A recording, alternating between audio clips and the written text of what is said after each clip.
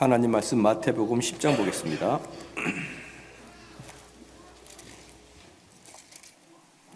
하나님 말씀 마태복음 10장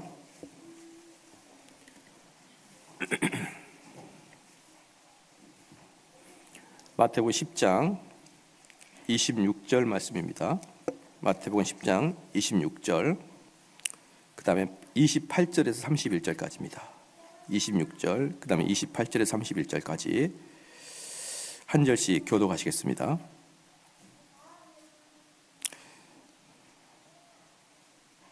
그런즉 저희를 두려워하지 말라. 감추인 것이 드러나지 않을 것이 없고 숨은 것이 알려지지 않을 것이 없느니라. 몸은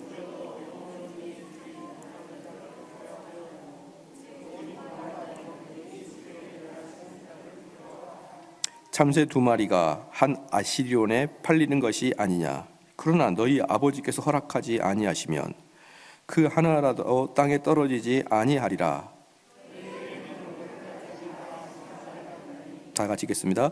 두려워하지 말라. 너희는 많은 참새보다 귀하니라. 아멘. 벨직 신앙고백서 제 13조를 보겠습니다.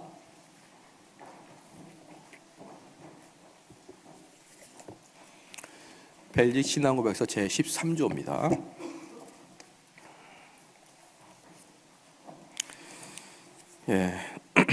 하나님의 섭리에 관하여 라는 주제로 배우겠습니다. 우리 또박또박 같이 한번 읽겠습니다. 시작. 우리는 이러한 선하신 하나님께서 만물을 창조하신 후 그것들을 저버리시거나 혹은 운명과 우연에 내버리지 않고 그의 거룩한 뜻에 따라 만물을 지배하시고 다스림을 믿는다. 따라서 만물 가운데 그의 지시 없이 발생할 수 있는 것은 아무것도 없고, 그러나 하나님은 죄의 창시자가 아니시며 또한 범행된 죄악에 대하여 책임을 져야 하는 분이 아님을 믿는다.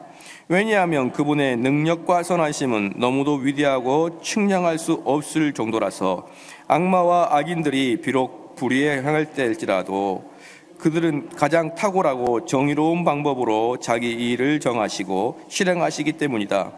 또한 사람의 이해를 능가하는 그분의 활동에 대해서는 우리는 그의 능력에 허락하는 한도를 넘어 호기심을 가지고 질문하려 하지 않는다. 오직 우리는 죄의 권수가 존경심을 가지고 우리에게 가루어진 하나님의 정의로운 심판을 찬양하며 우리의 피조물의 한계를 넘지 않고 그의 말씀 안에서 우리에게 가르쳐 주신 것만을 알기 위하여 그리스도의 제자가 되는 것으로 족하게 여긴다. 이 교의가 우리에게 말할 수 없는 위로를 주는데 그 까닭은 어떠한 일도 우리에게 우연히 닥치지 않고 오직 가장 은혜로운 하나 아버지의 지시에 따라 발생하는 것임을 가르쳐 주시기 때문이다. 하나님은 아버지로서의 별으로서 우리를 지키시고 자기에게 속한 모든 피조물을 그의 능력으로 지키시기 때문에 우리의 머리털 단 한 가닥도, 왜냐하면 그 털 모두를 세시하기 때문에, 또한 참새 한 마리도 우리 아버지의 뜻이 아니면 땅에 떨어질 수가 없다. 따라서 우리는 하나님을 참으로 완전하게 신뢰하는 가운데 참된 평안을 누릴 수 있다. 그 까닭은 그 뜻과 허락 없이는 어떤 악마도 우리의 모든 원수들도 우리를 해할 수 없음을 알고 있기 때문이며, 하나님께서 그들을 철저히 통제하시고 제압하심을 알고 있기 때문이다. 그러므로 우리는 하나님은 아무것도 상관하지 않고 단지 모든 것을 우연에 맡기신다는 에피큐리안 사상의 저주로 과오를 배격한다. 아멘. 오늘은 이제 13조 하나님에 대한 섭리, 하나님 섭리를 말씀을 드리겠는데, 제가 저희 교회의 그 어떤 질서에 대해서 좀 알아보려고 네덜란드에서 나오는 그 문건을 보니까 좀 제가 처음으로 확인한 건데 좀 깜짝 놀랐던 게 뭐냐면, 거기는 이제 모든 안수 집사님이나 장로님이 되기 위해서는 또는 목사님이 되기 위해서는 사인을 해야 됩니다. 어떤 문건에다가 사인을 하는데 거기에 이제 뭐라고 되어 있느냐 그러면 새 일치 신종, 그러니까 네덜란드니까 웨스미 신앙고백서가 빠진 하이델베르그 벨직 신앙고백서 도르트 신조, 이 세 개를 새 일치 신조라 이렇게 얘기하거든요. 이 새 일체 신조가 성경과 동일하다는 것을 믿고 그렇게 써 있어요. 예, 우리는 그 전까지는 뭐라고 했죠? 성경을 가장 잘 표현하고라고 표현했는데 네덜란드 신앙고백서는 이게 성경과 동일한 걸 믿고 여기에서 반하는 어떤 이야기도 하지 말고 어떤 글도 쓰지 말고 만약에 여기서 반하는 것을 어떤 글을 썼다 그러면 그 사람은 징계를 받아야 된다라고 아예 그냥 새 일치 신조와 성경을 대등하게 놓고 있는 걸 보고 약간 제가 깜짝 놀랐어요. 아, 이렇게까지 높여놨구나. 이렇게까지 이 새 일치 신조를 성경과 동일하게 할 정도로 그렇게 갈고 닦아놨구나. 그런 생각이 여러분 제가 많이 들었습니다. 그래서 저는 이제 거기에서 조금 더 확장을 해서 이 새 일조 신조와 우리 장로교회 표준 문서인 웨스트민스터 신앙고백서 대소유리 문답이 성경과 준하다는 것을 믿고 나는 거기에 대해서 이게 중요합니다. 어떠한 것도 벗어나지 않겠다. 여기에 대해서 어떠한 것도 벗어나지 않겠다. 내가 만약에 여기서 벗어난다 그러면은 누군가가 지적하고 그건 신앙고백서랑 다릅니다. 그러면 나는 언제든지 수정하고 고칠 의향이 있다라고 하는 사람이 사인을 하고 그리고 직분자가 되는 거예요. 그래서 이제 오늘 이제 13조 이제 그런 문건이라 이 말입니다. 이 벨지 신앙고백서가 단지 인간이 써놨다고 말할 수는 없고 성경을 너무나 잘 요약을 해서 그 주제별로 모든 사람이 일평생 살아가는데 이것을 계속 공부를 하면서 계속 익혀나가는 거예요.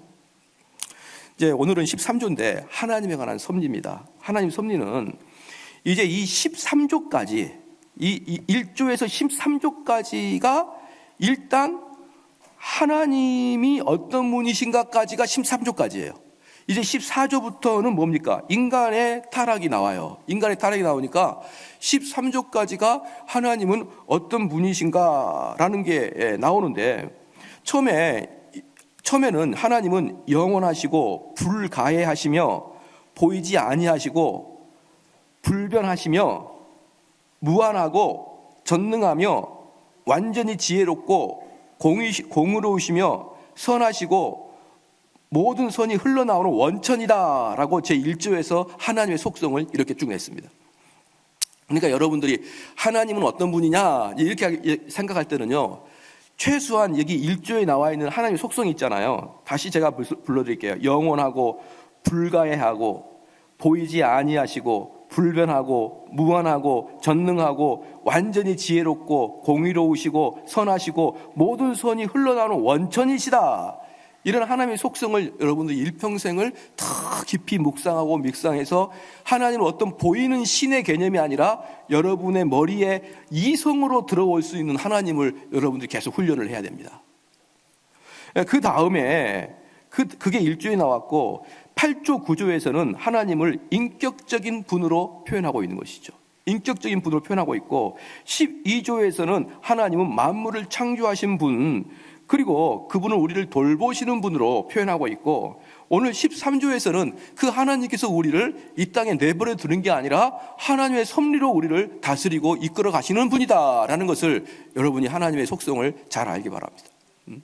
많은 사람들이 하나님의 속성을 알아야 된다. 그럼 하나님 속성 좋은데 그게 뭡니까? 라고 이렇게 반문을 할 수 있는데 그 속성은 이렇게 다 언어로 논리로 표현이 돼야만 그게 정말 하나님 속성이 되는 거예요. 어떤 보여지는 형태, 어떤 보여지는 어떤 그 상징물로 하나님을 표현하게 된다 그런 것은 상당히 우상숭배에 가깝기 때문에 그런 보이지 아니하는 하나님의 이런 이론이 여러분 머릿속에 가득 담겨져야 됩니다.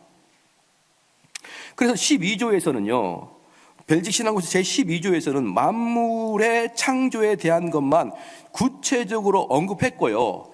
그 다음에 만물을 창조하는 다음에는 하나님의 섭리로 인해서 하나님 모든 피조물을 유지하고 다스리고 계신다라는 게 오늘 13조의 말씀입니다. 그래서 성부 하나님은 말씀으로 이 세상을 창조하셨다 그랬죠. 여기서 우리가 좀 더 알아야 될 게 뭐냐면 태초에 말씀이 계시니라 그 말씀이 육신이 되어 이 말 있죠. 그게 누굽니까? 예수님이에요. 예수님. 그러니까 우리는 말씀을 상고한다 이 말은 다른 말로 예수님을 상고한다라는 것이죠. 그러니까 제가 우리 성도한테 말합니다. 나를 묵상하지 말고, 오늘 오전 예배 때도 말했지 않습니까? 나를 묵상하지 말고 누구를 묵상하라는 겁니까? 시작. 우리 예수 그리스도를 묵상하라는 말이에요. 그럼 우리 예수 그리스도 묵상한다는 말이 뭡니까? 말씀을 묵상한다는 뜻이에요. 말씀을. 내가 보혈의 피를 흘리고 골고다 십자가에서 돌아가시는 그 예수님을 묵상한다는 것은 십자가에 피 흘리시는 그 예수님의 말씀, 그 부분의 말씀을 묵상한다라는 거예요. 그렇기 때문에 하나님께서는 이 세상을 창조하실 때 무엇으로 창조하셨습니까? 말씀으로 창조하셨다라는 것은 뭐냐면 우리 예수님이 함께 창조하셨다 이 뜻이에요. 그게 지금 12조에서 말씀했던 하나님이 세상을 창조하셨다라고 하는 것 중에 우리 성도들이 잠깐 모르고 넘어갈 수 있는 부분이기 때문에 다시 한번 말씀을 드립니다. 하나님이 세상을 창조하실 때 말씀으로 창조하셨지만 그 말씀이 육신이 되신 예수 그리스도이시고 그 예수 그리스도와 함께 세상을 창조하셨고 우리는 이 땅에 살아갈 때 예수님을 바라보라 할 때 예수님을 바라본다는 것은 말씀을 바라보고 말씀을 공부하고 묵상하고 이렇게 되는 것이 예수님을 바라보는 것이에요. 그러면 하나님께서 이제 이 세상을 창조하신 다음에 사람이 시계를 만들고 그 시계가 스스로 작동할 수 있으니까 내버려 두듯이 하나님은 이 땅을 창조하신 다음에 자연의 원리를 주신 다음에 하나님께서 개입하지 아니한가? 우리는 개입하신다. 이렇게 말을 하는 게 개혁주의입니다. 또한 여기 이제 13조 제일 처음에 보니까 13조 우리 볼게요. 교재에 우리는 이러한 선하신 하나님께서 만물을 창조하신 후 그것들을 저버리시거나 이 저버린 게 뭡니까? 시계를 창조한 사람이 나는 시계를 완벽하게 창조했으니까 더 이상 관여하지 않을 거야 라고 이야기하는 것이 바로 이 뜻입니다. 그것을 저버리지 아니하시고 또는 운명과 우연에 내버리지 않고 우리의 인생은 우연이 아니다 이 말이죠. 우리의 인생은 우연의 기반을 두고 있는 게 아니라 운명의 기반을 두고 있는 게 아니라 무엇에 기반을 두고 있습니까? 거룩하신 하나님의 뜻에 기반을 두고 있다는 것을 아셔야 됩니다.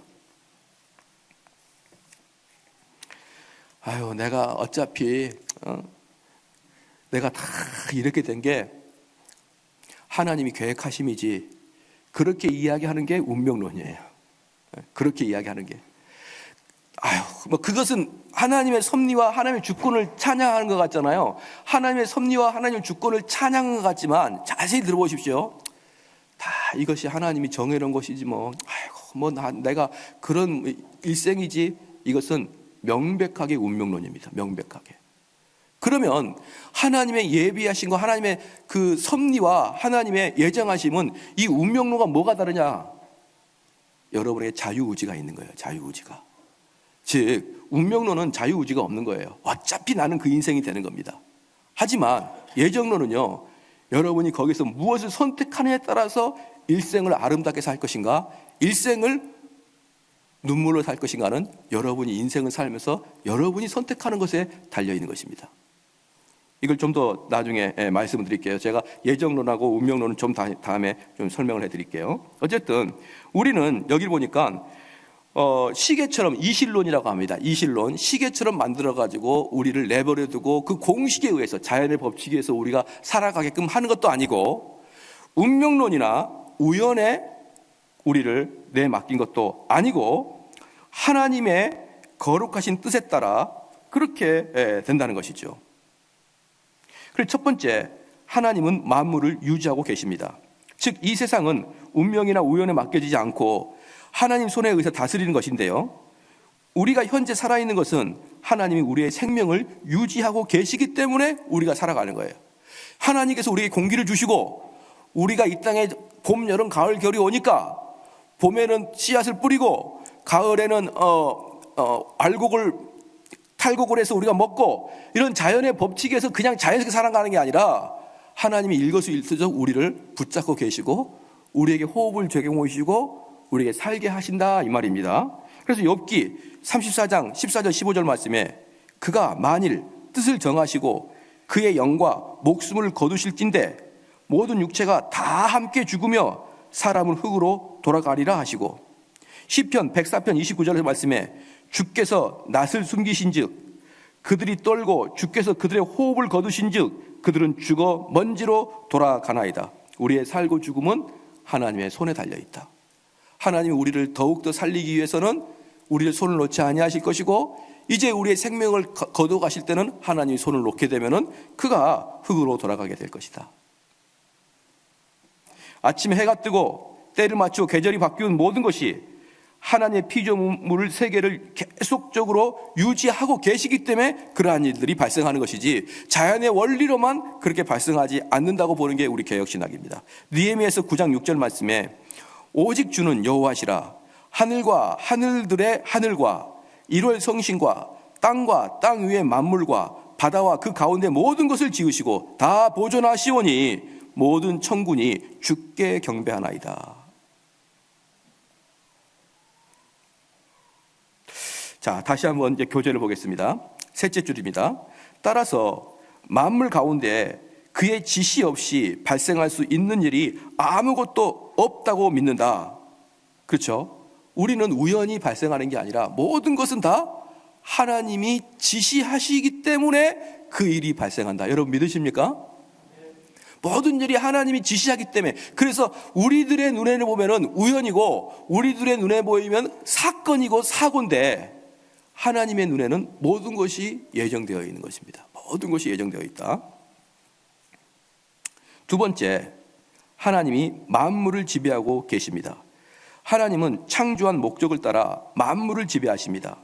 하나님은 자기 영광을 위해 모든 것을 창조하셨습니다. 그래서 이사야서 43장 7절 말씀에 내 이름으로 불려지는 모든 자, 곧 내가 내 영광을 위하여 창조한 자를 오게 하라.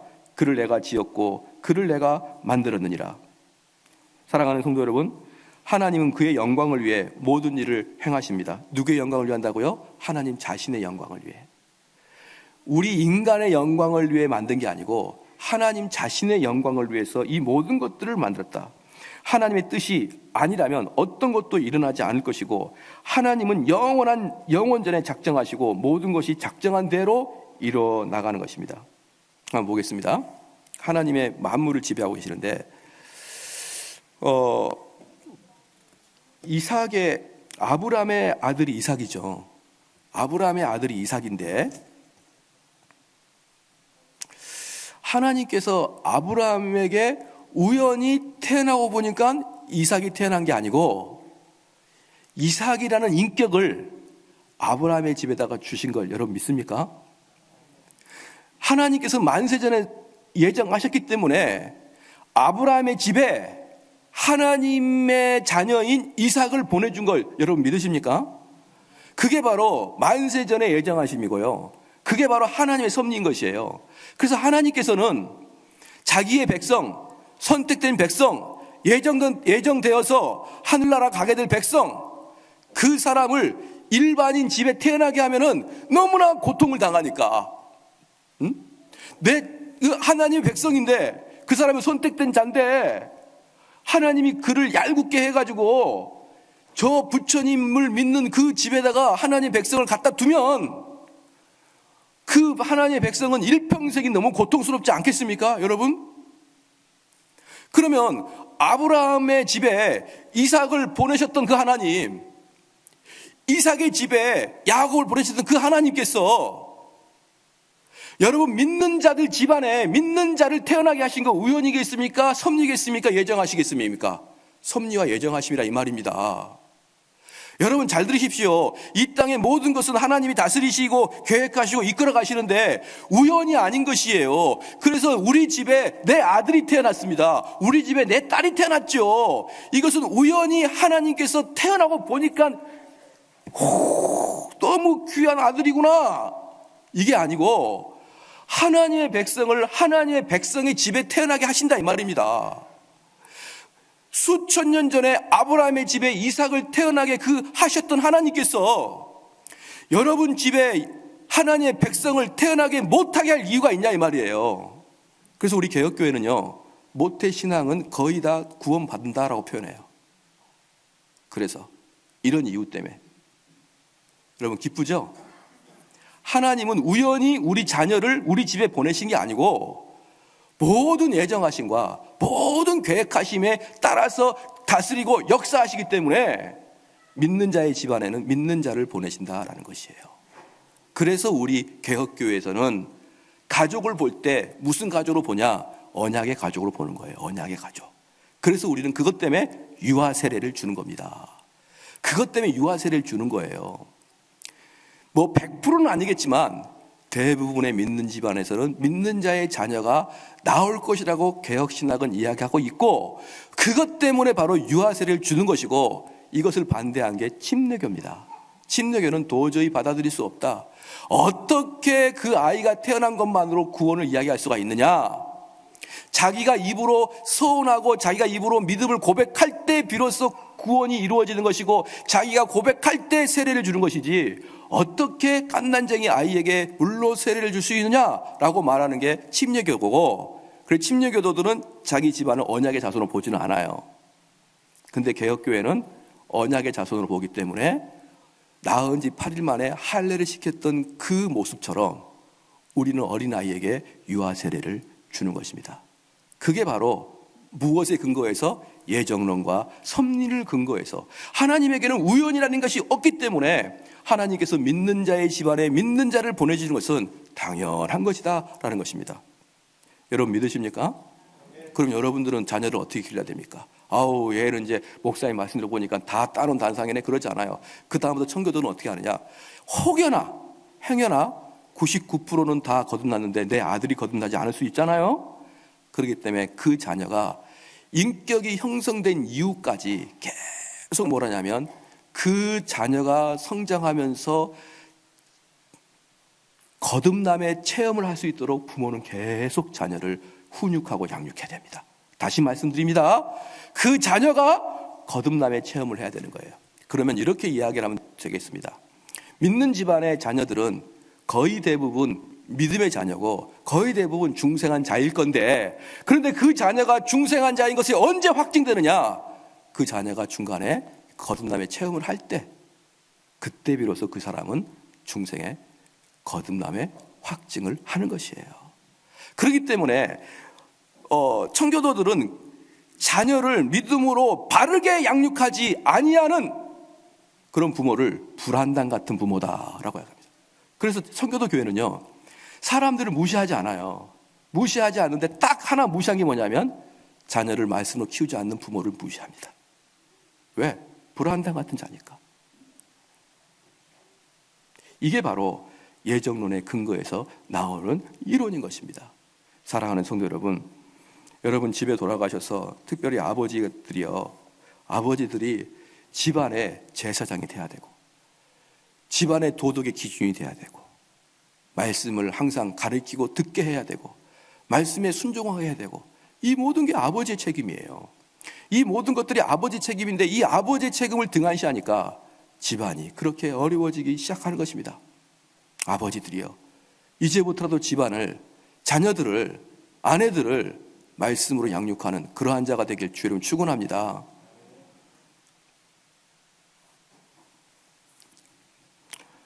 이 세상의 모든 일들이 주님의 통치하에서 일어나기 때문에 이러한 것들은 아무것도 아닌 것입니다. 시편 65편 9절 말씀에 땅을 돌보사 물을 대어 심히 윤택하게 하시며 하나님의 강에 물이 가득하게 하시고 이같이 땅을 예비하신 후에 그들에게 곡식을 주시나이다.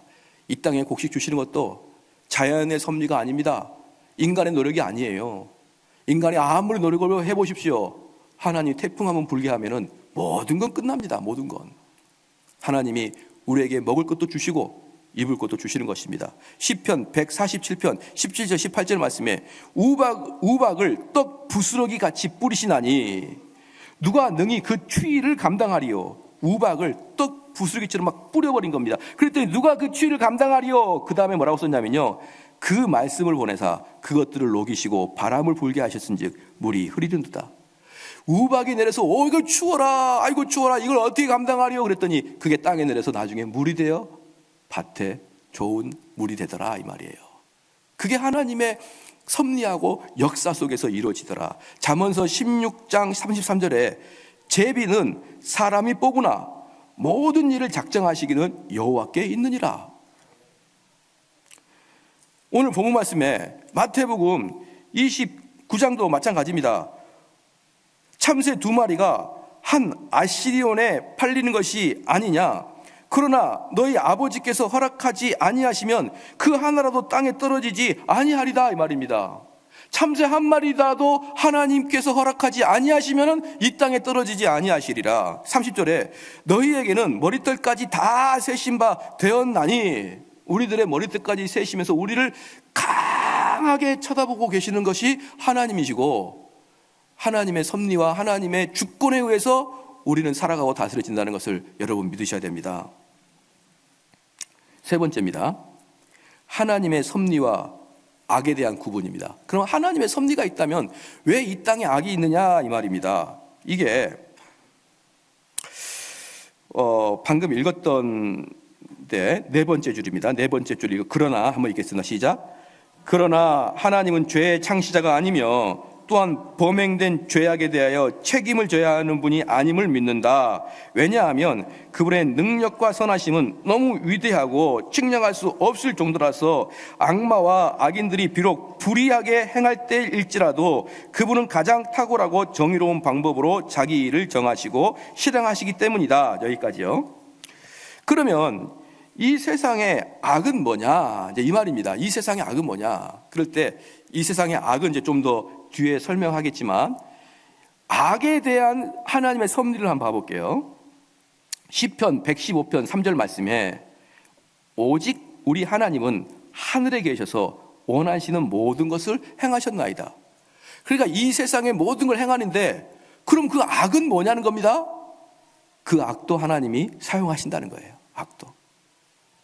에베소서 1장 11절 말씀에 모든 일을 그의 뜻대로 결정대로 일하시는 이의 계획에 따라. 요셉의 이야기를 하겠습니다. 요셉의 이야기는 우리가 너무나 잘 알죠. 형들의 시기와 질투에 의해서, 형들의 시기와 질투에 의해서, 여기서 형제라는 것은요, 우리들이 말하고 있는 형과 누나, 형과 동생의 다툼하고 그런 차원이 아니에요.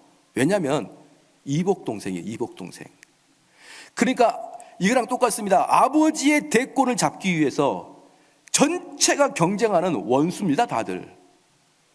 여러분들 이번에 북한의 김정은이가 그 형 김정남이를 죽였잖아요. 이복 형이라서 그러는 거예요. 이복 형이라서. 친형이 아니란 말입니다. 그렇기 때문에 그런 사람들은 형제의 우애가 있는 게 아니라 서로 죽이고 죽이는 그런 라이벌의 관계고 없어져야 될 그런 대상입니다. 그런데 이 야곱의 자녀 중에 모든 사람이 아버지의 대권을 이어가려고 노력하는데, 그 중에 유독 요셉이라는 자가 아버지의 사랑을 듬뿍 받고 있는 것 같으니까 저 요셉 얄미워, 이게 아니고 요셉을 정권을 못 잡도록 싹을 잘라버리는 그런 정변입니다. 정변. 여러분 이걸 알아야 돼요. 그냥 형제들 간에 사이가 안 좋고 그런 게 아니고 대권을 잡기 위한 정변입니다. 그렇기 때문에 이 요셉이 형들한테 버림을 받은 것은 정말 어금니가 깨어지도록 분하고 억울한 일인 거예요. 그래서 이렇게 형들에게 미움을 받고 결국은 유배 생활을 할 수밖에 없고 팔려갈 수밖에 없는 요셉의 마음속에는요, 내가 기회만 주어진다 그러면, 내가 힘만 주어진다 그러면 그 형들을 내가 가만두지 않겠다, 이렇게 마음을 먹어도 아무것도 이상하지 않는 것입니다. 그렇죠? 그래서 이 형들이 잠시 동안에 미워서, 잠시 동안에 흥분하여 그 요셉을 판 게 아니라 조직적이고 치밀하게 요셉을 팔아버린 거예요. 이건 분명한 악입니다. 악에도 두 가지가 있는데요, 부지불식간에 또는 순간적인 감정에 의해서 저지른 악이 있고 철저히 계획해서 저지른 악이 있습니다. 후자는요, 전자와 비교할 바 없을 만큼이나 악한 겁니다. 그런데 요셉을 어떻게 해요? 그렇게 팔았어요. 그렇게. 철저히 악이죠. 그래서 요셉이 나중에 뭐가 됩니까? 총리가 되죠. 그때 총리가 된 다음에 창세기 45장을 한번 펴볼까요? 창세기 45장을 보고 있습니다.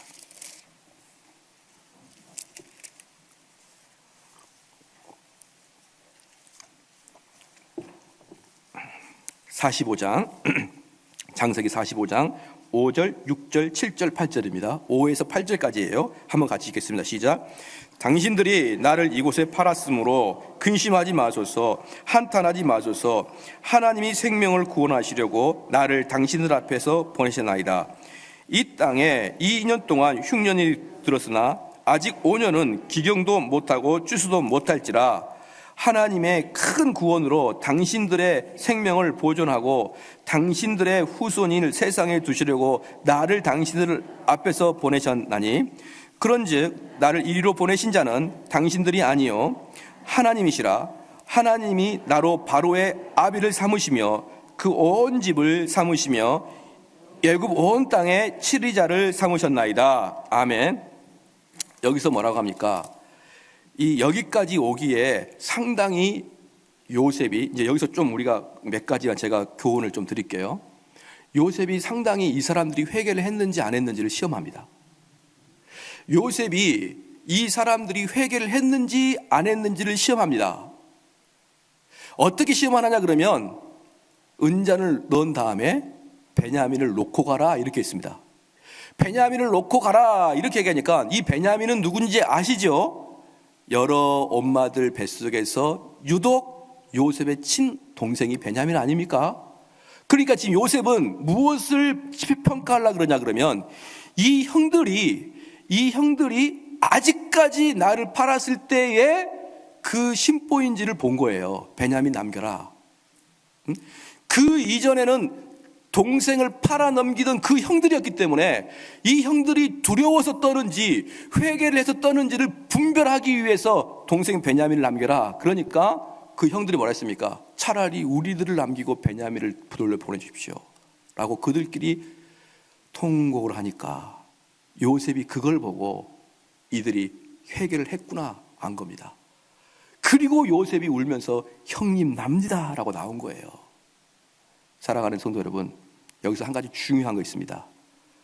기독교는요, 회개하기 전에 용서해 주는 게 아니에요. 분명히 아십시오.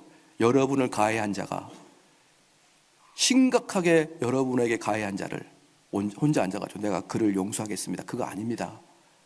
기독교는 항상 회개한 자를 용서해 줘야 됩니다. 그가 회개했는지 안 했는지 요셉이 테스트하듯이 나에게 심각하게 가해를 한 자가 회개했는지 안 했는지를 테스트해야 됩니다.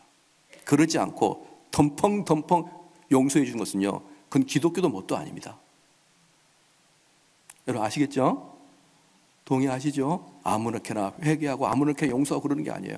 그 사람이 진짜 자기의 삶을 변화시켰느냐, 그걸 보고 용서해 주는 것이죠. 그 다음에 두 번째는 뭐냐 그러면 여기서 지금 요셉이 형님들 걱정하지 마십시오 라고 하면서 5절 말씀에 45장 5절 말씀에 당신들이 나를 이곳에 팔았으므로 근심하지 마소서, 한탄하지 마소서. 하나님이 생명을 구원하시려고 나를 당신들 앞에 보내셨나이다. 이렇게 이야기한 게 누굽니까? 시작. 요셉이란 말입니다. 요셉. 그런데 겁없이 형들이 아이고 너를 먼저 보내는 게 하나님의 뜻이었구나 이렇게 형들이 이야기하면 됩니까? 안 됩니까? 안 되는 거예요. 안 되는 겁니다. 이게 얼마나 중요한지 몰라요. 이건 하나님의 섭리구나, 하나님이 일으키셨구나 라는 것은 가해자가 이야기하는 거 아닙니다. 분명하게 피해자가 이야기해야 되는 거예요. 이거 가해자가 이야기하면 싸움 납니다. 그래? 만약에 여러분도 마찬가지예요. 내 자녀가 엄청나게 어려움을 겪고 있습니다. 그러면 집사님 얼마나 어렵습니까? 그러면 우리 집안일이잖아요. 그럼 그때 내가 어떻게 얘기하냐면 하나님의 섭리를 저는 믿습니다. 이렇게 얘기하는 거예요. 그때. 그런데 우리 집안이 너무 어렵습니다. 너무 어려운데 홍길동 집사가 저벅저벅 걸어가가지고 김 집사님 하나님의 섭리를 못 믿으세요? 제가 지금 이야기가 무슨 뜻인지 알겠죠? 하나님의 섭리는 당하는 자, 피해자들이 이야기하는 것이지 제3의 인물, 심지어 가해자가 하나님의 섭리 들먹이지 마십시오. 들먹이지 마십시오. 옛날에 세월의 사건이 일어날 때 많은 교회 목사님들이 하나님의 섭리를 이야기했었습니다. 정말 무지한 거예요. 정말 무지한 겁니다. 저는 그런 분들 다 모아서 삼송제일신학교를 만들고 싶어요. 제발 설교할 때 그렇게 얘기하지 마라. 자기 가족이 어려움 당할 때, 자기 문제일 때, 그때야 비로소 하나님 섭리를 이야기하는 것이고 하나님 섭리 붙드는 것이지, 남 고통 당할 때, 남 어려울 때 하나님 섭리 붙들어라, 그렇게 이야기하는 거 아닌 겁니다. 사랑하는 성도 여러분, 남이 고통 당할 때는 같이 손잡고 울어주면 되는 거예요. 남 고통 당할 때는 옆에 지켜주면 되는 겁니다. 입을 열어서 섭리니 뭐니 그런 이야기 안 하시기를 주로 축원합니다. 어서 좀 배운 건 있거든요. 들은 건 있거든.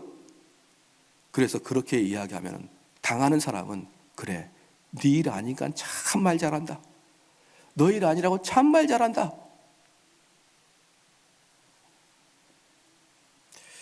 너무나 그런 경우가 많습니다. 어쨌든 이 요셉의 이야기에서 우리 두 가지를 잘 살폈습니다. 첫 번째는 뭡니까? 하나님의 섭리 이야기는 뭐죠? 피해자가 하는 것이다. 피해자가. 그 다음에 여기서 또 하나 이제 볼 것은 뭐냐 그러면 그거예요. 하나님이 먼저 보내셨다. 하나님이 먼저 보내셨다. 뭘 통해서? 시작. 형님의 악을 통해서. 형님들의 악을 이용해서 하나님은 그걸 선으로 사용하신다.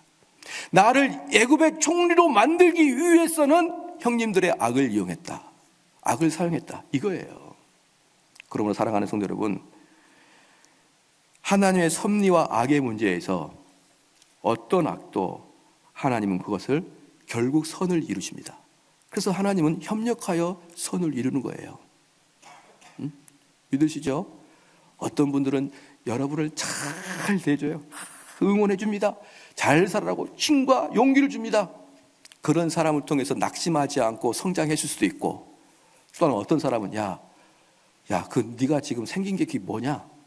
집안도 별 볼일도 없고 돈도 별로 없고 생긴 것도 없고 공부나 잘해야 될 거 아니야? 이렇게 빈정빈정 거렸던 사람들 때문에 어금니 깨물고 공부했을 수도 있고요.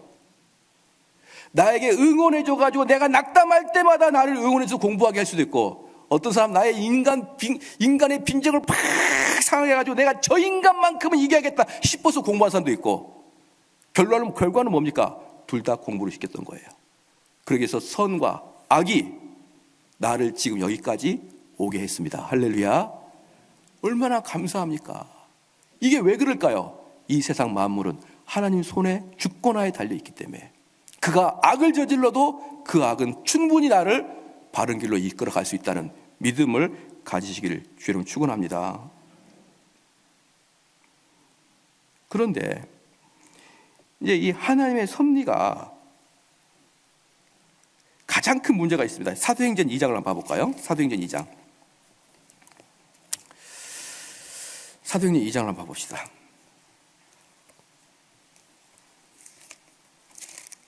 이건 영원히 풀리지 않는 숙제입니다. 영원히 풀리지 않는 숙제이기 때문에 이제 신앙 고백서도 다음에 어떻게 생각해 볼게요. 사도행전 2장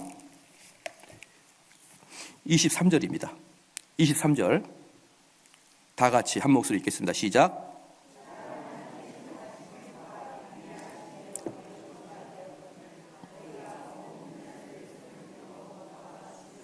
자, 여기서 뭐라고 했냐면요, 지금 베드로가 이 사람들한테 뭐라고 했냐, 그가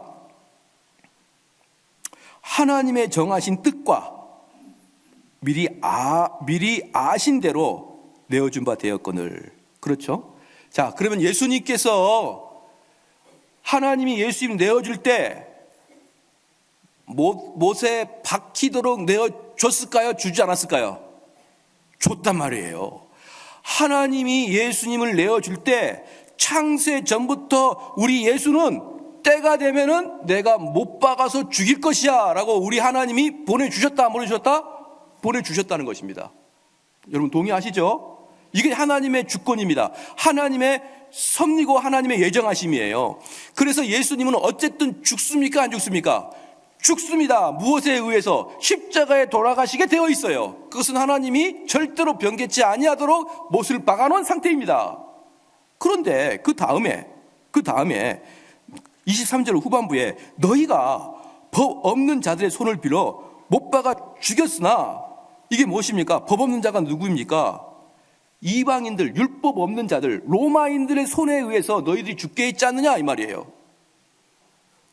그러니까 이게 무슨 뜻이냐 그러면, 우리 예수님이라는 분은 만세전에 하나님이 때가 되면 죽게 했는데 너희들이 죽였다, 이 말이에요. 그럼 너희들은 죄 있습니까, 없습니까? 시작. 죄 있다라는 거예요. 바로 이 문제가 영원히 풀리지 않는 숙제입니다. 이 문제가 얼마나 어렵냐면 봐봅시다. 우리 오늘 다시 교재로 좀 볼까요?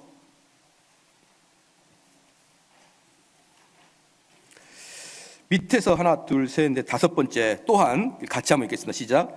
또한 사람의 이해를 능가하는 그분의 활동에 대해서는 우리는 우리의 능력이 허락하는 한도를 넘어 호기심을 가지고 질문하려 하지 않아. 여기까지요. 잠깐만. 이 부분에 대해서 질문하지 말라는 거예요. 이 부분에 대해서.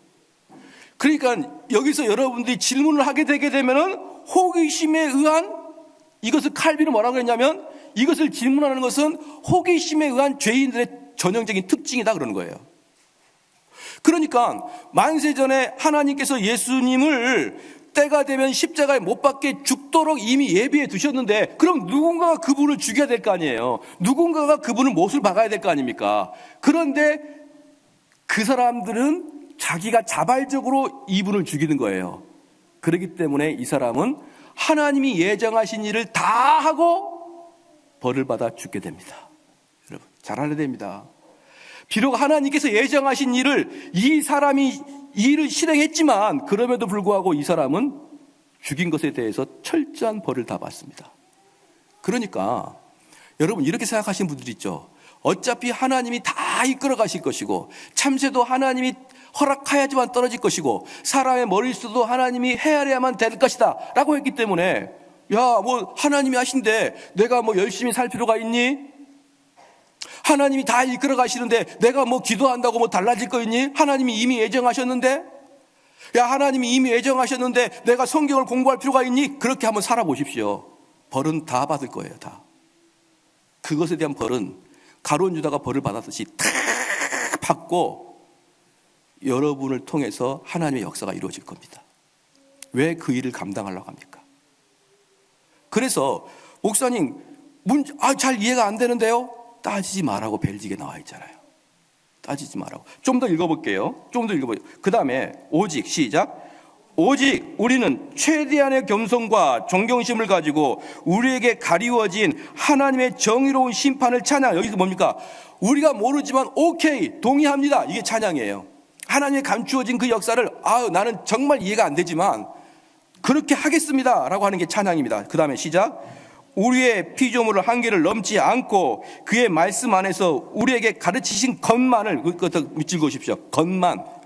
우리에게 가르쳐진 것만 열심히 하면 되는 것이지, 하나님의 섭리니 뭐 이런 걸 따지가면서 되니 안 되니 뭐 그렇게 이야기하지 마십시오.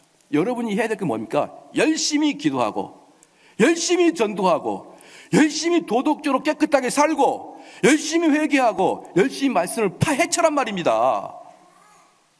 그런 자에게 복을 주겠다는 거예요.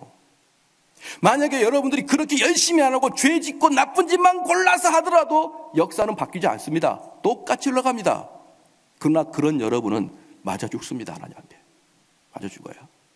신명기서 보겠습니다. 신명기 29장 보겠습니다.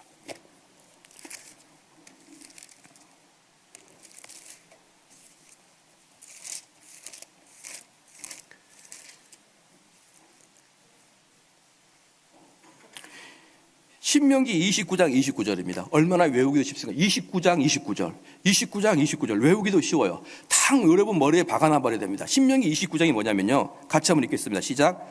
오묘한 일은 우리 하나님 여호와께 속하였거니와 나타난 일은 영구히 우리와 우리 자손에게 속하였나니 이는 우리로 이 율법의 모든 말씀을 행하게 하심이니라. 이거 보십시오. 여기 뭐라 그랬냐면 오묘한 일입니다. 오묘한 일. 하나님이 우리에게 감춘 것, 하나님이 우리에게 보여주지 않는 것, 즉 만세전에 예정하심, 만세전에 선택하심, 하나님 이 땅을 섭리하심, 이끌어가심, 여러분 절대로 알 수 없습니다. 만약에 여러분들이 하나님이 어떻게 이끌어가신 거 알면은 당장 주식을 사가지고 대박을 칠 수 있습니다. 하나님이 우리를 어떻게 이끌어 가신지 안다 그러면 당장 어느 곳에 땅을 살 수가 있어요. 아무도 사지 않는 그곳에 땅 평당 500원에 샀는데 1년 만에 5천만 원 될 수 있는 땅이 있습니다. 하나님의 운영하신 섭리만 알면 얼마든지 여러분이 그 일을 할 수 있습니다. 그러나 그것을 비밀리에 감춰놨어요. 그렇기 때문에 여기서 뭐라고 합니까?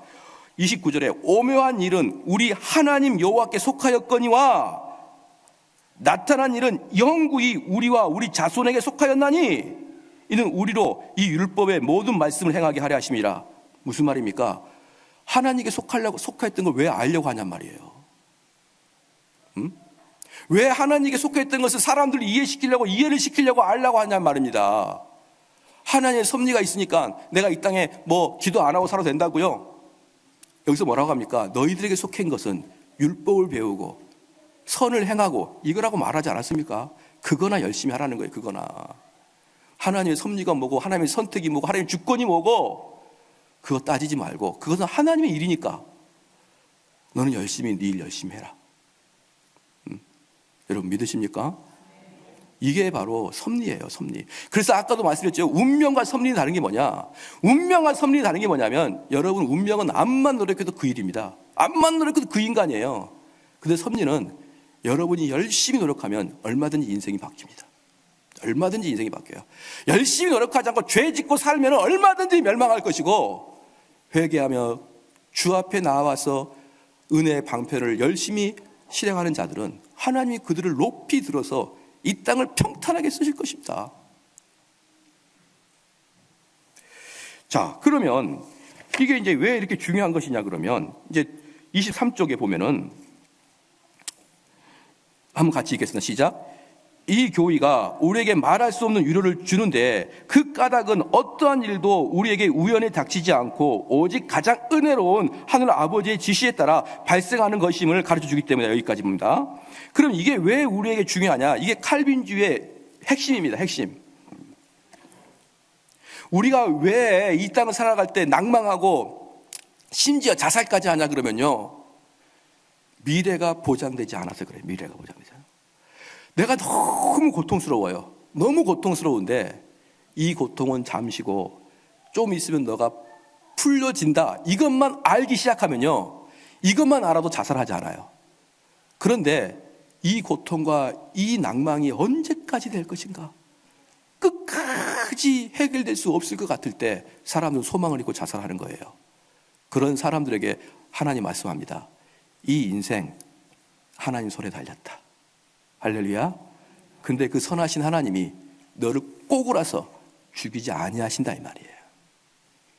우리는 인생이 우연에 달린 것도 아닙니다. 우리 인생이 인생의 노력도 달린 거 아니에요. 우리 인생이 어떤 권력자의 손에 달린 것도 아닙니다. 우리 인생은 하나님 손에 달려 있으니 너희들 두려워하지 말라는 겁니다. 그게 바로 이 섭리교리의 핵심이에요. 두려워하지 말아야 되는 것입니다. 좀 더 읽겠습니다. 하나님은 시작. 하나님은 아버지로서의 배려로서 우리를 지켜보시고 자기에게 속한 모든 피조물을 그의 능력으로 지키시기 때문에 우리의 머리털 한 가닥도 왜냐하면 그 털을 모두가 세워져 있기 때문에 또한 참새 한 마리도 우리 아버지의 뜻이 아니면 땅에 떨어질 수 없다. 따라서 우리는 하나님을 참으로 완전하게 신뢰하는 가운데 참된 평안을 누릴 수 있다는 거예요. 그러니까 여러분들이 이 땅을 살아갈 때 진정한 그리스도의 평안은 하나님의 주권적 섭리에 신앙을 갖다 두는 것이만이 평안을 얻을 수 있습니다. 내가 평화 노래 부르는 게 중요한 게 아니고요.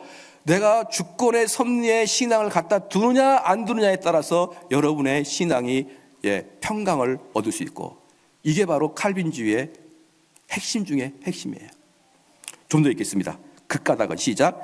그 까닭은 그의 뜻과 허락 없이는 그 어떤 악마와 우리의 모든 원수들도 우리를 해할 수 없음을 알고 있기 때문이며 하나님께서 그들을 철저히 통제하시고 제압하심을 알고 있기 때문입니다. 여기까지요. 그렇기 때문에 하나님이 우리를 지켜주시기 때문에 저 악한 무리들이 우리를 해하려고 해도 하나님이 그걸 다 막아주신다 이 말입니다. 그렇죠? 그렇기 때문에 사랑하는 성도 여러분, 이런 마음은 있어요. 하나님께서 만약에 정대호 목사를 쓰신다 그러면, 이 땅에 정대호 목사가 필요하다 그러면 제가 힘이 빠질 때까지 하나님이 나를 지켜주실 그런 확신, 그런 확신이 있는 거예요. 하나님이 나를 지켜줘서 어떤 놈으로부터 테러도 보호해 줄 것이고, 건강을 지켜줘서 또 다른 제2의 제3의 청교도 목사가 나올 때까지 이 자리를 지키게 하실 수 있을 것이라는 그 확신이 있는 거예요. 내가 우연히 병에 걸리거나 내가 우연히 테러를 당하거나 그러지 아니하고 하나님이 나를 보호하고 지켜주실 것이다. 할렐루야. 네, 감사할 일이죠. 감사할 일. 제가 많은 경우에 고통당하고 우리가 심지어 죽음을 앞에 두고 있는 사람들을 신방할 때마다 제가 항상 그분들을 손을 잡고 하는 말이 있습니다. 뭐냐면, 집사님, 하나님의 선하심을 믿지요? 예, 아멘, 믿어요. 그럼 하나님이 집사님을 주권주로 인도하는 걸 믿지요? 네, 믿습니다. 그럼 지금 상태가 가장 하나님 보시기에 당신에게 합당한 상태인 걸 믿지요? 아멘. 그래요. 지금 내가 이 상태에 있는 것은 하나님이 보시기에 가장 합당한 때입니다. 여러분, 그걸 믿으셔야 됩니다. 그걸 믿지 못하면요, 여러분 미치는 거예요. 미쳐. 나에게 왜 이런 일이 발생하냐. 그런데 하나님은 선하시고 전지하시고 전능하시고 또 우리를 주권적으로 이끌으시기 때문에 지금 내가 처해 있는 상태를 가장 하나님이 좋게 여기시고 여기에 지금 앉혀 놓는 것이에요. 이걸 잘 모르는 사람들은 이 환경이 나를 너무 힘들게 하니까 이 환경을 바꿔버리거나 내가 튕겨나가버리거나 그렇게 하려고 그러는데 안 됩니다. 하나님은 지금 당신에게 이 상태를 가장 좋게 주신 거라는 걸 여러분 믿으시기를 주의 이름으로 축원합니다. 마지막 읽겠습니다. 시작. 그러므로 우리는 하나님은 아무것도 상관하지 않고 단지 모든 것을 우연에 맡겨 두신다는 에피큐리안 사상의 저주스러운 과오를 배격한다. 그렇기 때문에 이것 때문에 우리는 기도하는 겁니다. 그러니까 여러분들 가끔 하나님의 섭리와 하나님의 주권을 믿는 사람들은 뭐 기도해도 되겠느냐 이렇게 생각할 수 있죠. 그것은 운명론이라니까요. 운명론, 기계론적 운명론. 그것은요 우상이고 그것은 죄악입니다. 그런데 하나님 손에 우리가 달렸기 때문에 우리는 그때그때 하나님께 기도하면서 하나님에게 탄원하고 하나님께 하소연하고, 그럴 때 인격적인 우리의 아버지이신 하나님께서는 그때그때 나를 바른 초장으로 이끌어 주십니다. 여러분 믿으시죠? 아무리 내가 악을 저질러도요, 아무리 악을 저질러도 하나님의 대오는 흔들리지 않고 가고 있지만 그 악을 저지른 자는 악을 저질렀기 때문에 하나님의 일을 게을리했기 때문에 하나님은 그를 책망하실 겁니다. 그래서 이 하나님의 주권적인 섭리, 이거 잘못 이해한 사람들은 뭡니까? 영적 게으름에 빠져요. 어차피 뭐 기도해도 안 해도 뭐 하나님이 다 이루어주실 거니까. 지난번에 제가 말씀드렸지만 저희 교회 건축을 앞두면서 그렇게 얘기했다니까요. 자, 우리 기도합시다. 그러면 하나님, 우리 교회 건축이 일어났는데 시작. 나는 할 수 없사오니 하나님이 해 주십시오. 그게 바로 영적 게으름과 무지에 빠진 자예요. 아니에요. 하나님, 내가 무엇을 하리이까? 그거죠. 그러니까 이 섭리, 그래서 선무당이 사람 잡는다고요. 예정론과 섭리론 자칫 아는 사람들은 거의 대부분 하이퍼 칼빈주의나 운명론이나 영적 게으름에 딱 빠져 있습니다. 따끈따끈하게. 그럼 뭐 하냐? 그럼 하나님이 하시겠죠. 하나님이 원하시면 제 마음을 역동시켜서 하시겠죠. 천만의 말씀입니다. 여러분은 여러분 걸 그래서 칼빈주의 뭐라고 하냐? 하나님이 없는 것처럼 행동을 하는 거예요. 하나님이 없는 것처럼. 일정 부분 일하다가 하나님 해주시면 이게 아니에요. 마무리까지 여러분이 다 해야 됩니다. 그게 칼빈주의지. 적당하게 하고 하나님 한 50% 제가 있으니 50%는 복을 부어 주셨어. 아니에요. 다 해야 됩니다. 다. 할렐루야. 기도하시겠습니다.